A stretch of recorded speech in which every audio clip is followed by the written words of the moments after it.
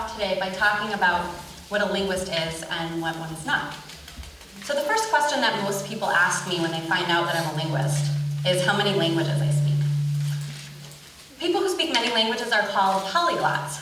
So while many linguists are polyglots, the field of linguistics is actually devoted to the scientific study of language and its structure. So we're interested in how language works. Another thing people say to me when they find out that I'm a linguist is that they'll have to watch their grammar around me. They think that linguists are interested in the right way to speak.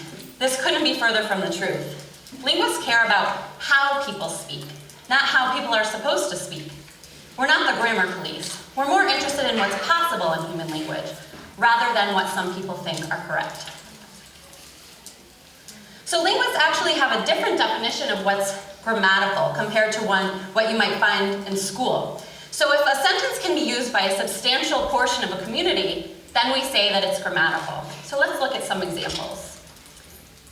So if we say he didn't go anywhere, nobody seems to have a problem with that, right? We think it's grammatical. Sorry about that. If we say he didn't go nowhere, this is where the linguist and the English teacher are probably not going to agree with each other. So the linguist says, well, there's a lot of people who actually use this form, so we're going to call it grammatical. And the English teacher says that it's not. What's not grammatical for a linguist is the third one, he, anywhere, go, didn't, right? So no one would actually say that. And since nobody actually says that, we don't consider it grammatical. So again, the idea is that if something is acceptable in a speech community, we're going to call it grammatical as linguists. So here's an example of how this can differ by a speech community. So the structure, the car needs washed, not sure if any of you have ever heard it, but it's used in places like Pittsburgh or Columbus, Ohio. It's not used out here in Massachusetts that I know of. But this is an example of how a structure can be grammatical for a specific speech community. For the person from Pittsburgh, this is fine. For the person from Massachusetts, it's probably not. So what we've got going on here is some language variation. And some linguists are interested in figuring out how language variation works. We could say that the differences here can be explained by regional variation, or by social class, or by level of education. I'll give you some more examples of what I mean by language variation. So I'll give you a wicked New Englandy one here. So I'd like you to pay attention to how the speaker pronounces her R's at the end of each word. So if we could have the sound files here. Please call Stella. Ask her to bring these things with her from the store. So if you didn't hear R's at the end of the words, that's fine, because there weren't any. And linguists refer to this phenomenon as R-lessness.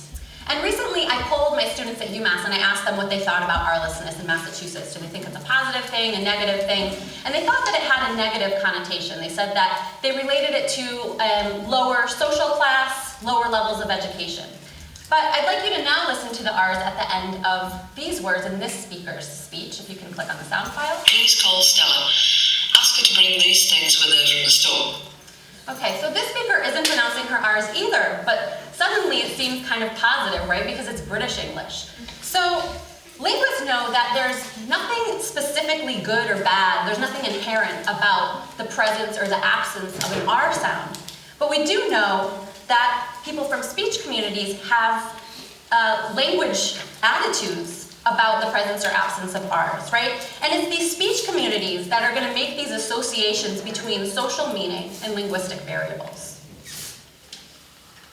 So sounds change, and sometimes they go away altogether. Have you ever wondered what the GH is doing in words like night, right, and rough? So in Middle English, the letters GH made the sound h. You may have heard it if you speak German or Scottish or some varieties of Spanish. And so what happened in Middle English was the h sound went away in words like night and right, and it started sounding like an F sound in words like rough or enough. So nobody in this room probably cares that the h sound went away. In fact, maybe some of you are happy about that. But when sound change is happening, people tend to have very strong feelings about sounds that disappear or get pronounced in a different way. So maybe you've heard older folks complaining about how the kids are talking these days, and maybe you've complained about how the kids are talking these days. And I'm sure that there were probably a few folks in Middle English who weren't too happy about the h sound disappearing. But there's kind of this idea that the older way of saying things is the better way to say things. And if that were true, then we'd have to go back to talking like this. Hedast frovra jeba. Weaks under walknum. Wears mundum sach. Okay, so that's some old English, someone reading Beowulf. And it might be kind of difficult to go back to that, right? So older isn't necessarily better. Now I'm going to switch over to Caribbean Spanish. So this is an interesting variety, not only for linguists, but here in Massachusetts, Puerto Rican Spanish, Dominican Spanish, Cuban Spanish are widely spoken. And there's lots of interesting linguistic variables to look at in Caribbean Spanish. So one of those things is S's. S's at the end of syllables in Caribbean Spanish show a lot of variation. So they can be pronounced as an S sound. They can be pronounced as aspiration, so the sound we hear in house and hot, that H sound, or they can actually be deleted altogether. So in the first sound file, we're going to hear a Puerto Rican Spanish speaker pronouncing las casas viejas, and he's going to pronounce the S's. Las casas viejas. And in the second one, he's going to aspirate his S's. La casa vieja. You hear that difference, right? So if you speak Puerto Rican Spanish, this should sound very normal to you. So we find this variation in Puerto Rican Spanish, and in some varieties, the S's just drop off altogether. I'll give you another example of sounds that like to disappear in Caribbean Spanish. So D's between vowels love to disappear in Caribbean Spanish. And here we have an example of a speaker saying the words está quebrado, and in the first one, he's going to pronounce the D. Está quebrado. And in the second one, he's not going to pronounce that D. Está quebrado. Okay? So again, this might sound familiar. I think it does. So, you might just say, oh, well, that's lazy speech, right? He's just not pronouncing some sounds. Well, the truth of the matter is, human speech in general is lazy. We like to find ways of easing articulation, but at the same time being able to communicate the same message. And that's why language is able to change. One more example from Puerto Rican Spanish, and you can actually find this one in Dominican Spanish, is when R sounds change to L sounds. And we find this at the end of syllables again. So in the first recording, we're going to hear a Puerto Rican Spanish speaker saying the word to drive, and note that this is only the word to drive in Puerto Rico. Guiar.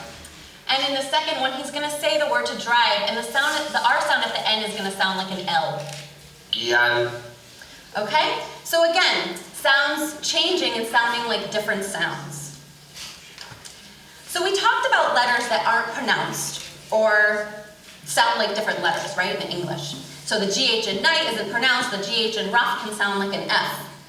And that's something that when we learn to read English, our elementary school teachers are paying attention to, right? If we want to write a column, we might not hear that N in column. Well, we don't hear that N in column because it's not there. The B in num isn't pronounced, right? So there are silent letters, and we're made aware of that when we're learning to write English because the English orthographic system does not reflect the changes that have happened to English over the years. Now, through volunteering with community partners in Holyoke, it's become apparent that many kids who speak Spanish at home do not do well in their Spanish classes at school. So when they go to study Spanish in middle school or high school, they're not doing well in their classes. And keep in mind that these are kids who've been speaking Spanish at home for a long time, and all of a sudden they need to learn to write it. So one question we can ask ourselves is, to what extent is dialect playing a role here? Just using the examples that we've seen from Caribbean Spanish, which again we've said is widely spoken here in Western Massachusetts and Eastern Massachusetts as well, we might conjecture that sounds that disappear or change are going to be the ones that might give students challenges with spelling. And the dialectally aware educator can say, well, you might not hear this S when you hear that word in your head, right? But we have to write it out. Or maybe this R sounds like an L when you say that word in your head. You're not going crazy, right? So helping students to see the differences that are based on dialectal variation and appreciating that and really understanding where our students are coming from can really help them. Okay, so I'm going to step out of sound change and look at some structure. So I'm going to give you an example from what linguists refer to as African American English or African American Vernacular English. You may have heard the word Ebonics before. We prefer to use African American English. So one of the most fascinating things for me as a linguist about African American English is the range of meanings that you can get through verb forms in this variety. So one of the coolest examples is what linguists refer to as stress thin. And we'll listen to both of these examples. She been married. No, she been did that. Okay? So we call this stressed been because you might notice that it's pronounced with more stress, right? It's different than saying she been married, right? You have to say she been married. So it has more oomph, right, than the other words. And so for that reason, we call it stressed been. So in a study looking at a group of speakers that were familiar with African American English versus ones that were not, they asked them what they thought this sentence meant. And they had these options, and maybe you can quiz yourself here. So the first one was she's been married before but isn't now. She's married now and has been for a long time, or something else. And so what happened was that the speakers who were not familiar with African American English tended to pick A. The speakers who spoke African American English tended to pick B. So what does that tell us about the meaning? What has been doing here, right? So what been is a marker, not just of past, but it's marking a specific type of past. It's marking remote or distant past. And we can't actually do that through verbal forms in mainstream American English, right? We have to add extra words. We have to say, she got married a long time ago, right? So you're able to do this through that stressed been marker in African American English. And if you're not familiar with African American English, then you might miss out on that meaning. So here's another example of verbal forms in African American English. You can click on this one. No, she be tripping. Okay, so if you don't know what to trip means here, it doesn't mean fall over, it means to overreact or get bent out of shape. So you might ask yourself, what does this mean? Does it mean A, she's overreacting right now, or she habitually, usually overreacts? So if you pick B, you are right. Okay? So this B is actually a marker of habituality, something that usually or typically happens, right? Something that reoccurs. It does not mean she is overreacting right now, which is what a non-African American English speaker might be led to think. So there are plenty of interesting verbal markers. I've given you two, there are so many of them, that are super interesting for linguists to study, and that non-African American English speakers might not have access to because they don't actually speak African American English. And while these forms allow speakers to encode much more than meets the eye in terms of when an action happened, right? We're getting what's called a spectral information about some past action. Well, these are often considered bad grammar, or bad English, or street, or slang. Now, going back to what we said about linguistic forms being used by speech communities, we know that if it's used by a substantial portion of the community, then it's grammatical. So stressed been and habitual be are grammatical forms. They have rules, they have structure, and speakers know how to use them. They know when they're wrong and when they're right. So one thing that educators do in order to make African American English speakers more proficient in mainstream American English is something called code switching. So it's getting them to code switch between African American English and what we call mainstream American English.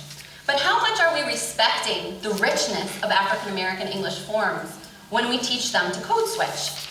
The dialectically aware educator can not only help students to navigate between the two varieties, but she or he can also help the student to capture the nuances of the home variety when going into mainstream American English. So preserving the meaning and not losing it.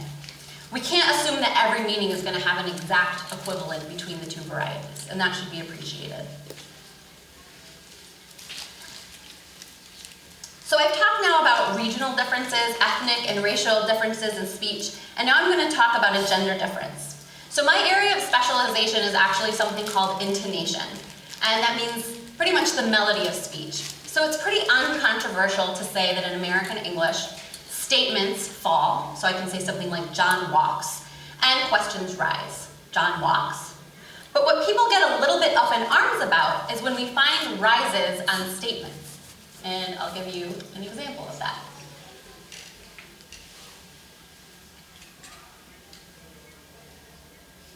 You really just go all the way down Lincoln until you can't go any further. And then in front of you will be Amherst College practice fields. And then you want to take a right down that road, which is down towards like Northampton, like where, yeah, like you're going down towards Northampton and Route 9.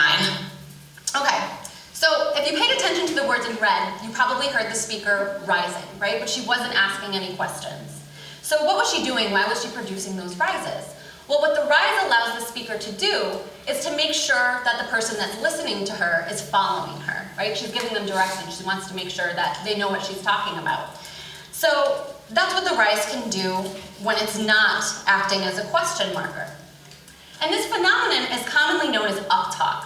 And many have the intuition that uptalk is typically produced by females. It's also been referred to as valley girl speak. So some work has shown that indeed females do produce more uptalk than males. And in some work, like my own, has shown that for younger speakers, males and females do it just about the same. If you put in the word uptalk on YouTube, what you're going to find is a bunch of videos telling you how to get rid of uptalk in your speech. And there's one video where a woman's talking to people who are trying to sound more professional, and she's trying to help them get rid of the epidemic of uptalk. And what she tells them is that uptalk has no value. I wholeheartedly disagree with this. The rise for uptalk adds another dimension of meaning, right? So we can have a statement and we can add something else to that statement, right? We can get our interlocutor to follow us. We can make sure that they know what we're talking about. We can even try to sound more empathetic or more relatable, right? So hold on to that information. And I'm going to show you now a sound clip of a man who would be 160 years old today. He's from my hometown of East Hartford, Connecticut, where he was a tobacco farmer. And this was a recording that was made in 1934 when he was 79 years old. So I'd like you to focus on his use of "you know" here. What makes us find a leaf, you know, there ain't nothing to the leaf, ain't nothing to it. It makes a rapper, you know, and it don't weigh anything, hardly. But I don't like it because I don't like the taste of it. And it can break, you know, on a cigar, too easy. Okay, so this guy just said "you know" a lot, right? So what was he doing? Why was he saying "you know"? Well, he was doing the same thing that the speaker that we just listened to was doing with the rise, right? Except she didn't have to say "you know" at all. She did it completely through intonation, right? So he was able to make sure that his listener was following him, that they were understanding what he was saying, and the uptalker was able to do the same exact thing through a rise. So if this is a new innovation, and there's actually some evidence to show that this has been around for more than a century, but if it is a new innovation, it certainly seems like a very useful one. So if it is the case that women are producing more uptalk than men, this actually makes perfect sense. Sociolinguists know that women tend to be the leaders in linguistic innovation. And so in many studies, when sociolinguists are looking at a new innovation and they see that women are doing it more, they take it as a reliable indicator of change and progress. So if we see women doing this more, this actually doesn't surprise us at all. The problem is that women are actually being penalized in the process, right? So besides being criticized for uptalking and a myriad of other things that don't have to do with speech, but women are criticized for having voices that are too high, voices that are too low, voices that are not authoritative enough, voices that are annoying, voices that are too childish, right? And the list goes on. So what's really happening here? The women are leading the change, but at the same time, they're getting criticized for it. So this person wrote a meme that said, "I would never judge you based on your race or gender, but I will judge you based on your ability to use proper grammar." So this guy thinks that judging someone based on race or gender is different from judging people on their grammar. Okay. So I'm going to back up a second and reflect on all of the features that we've seen today. They were pretty cool and interesting, right? What's also interesting is that all of the features that I've mentioned today are negatively stigmatized somewhere. That means at one point or another, at least one person has been criticized or made to feel invalid for using one of these features, even though we just said that they're cool and amazing and interesting. And there's a whole field of linguistics that's dedicated to studying them. So if we know that there's nothing inherently bad or good about linguistic forms, what is it that people are really criticizing when they judge people on their speech? So it's 2015, maybe criticizing people for their gender or their race is not politically correct, right? But people seem to be very comfortable with criticizing other people's speech. It's not a problem, right? So what are we criticizing when we criticize speech? Are we criticizing the linguistic forms per se? Or Are we actually criticizing for what we associate those linguistic forms with, right? Is it a way of getting at other information that we're allowed to criticize through speech? So, the next time you find yourself judging someone based on their speech, I would invite you to take a deep breath, to keep calm, and ask a linguist.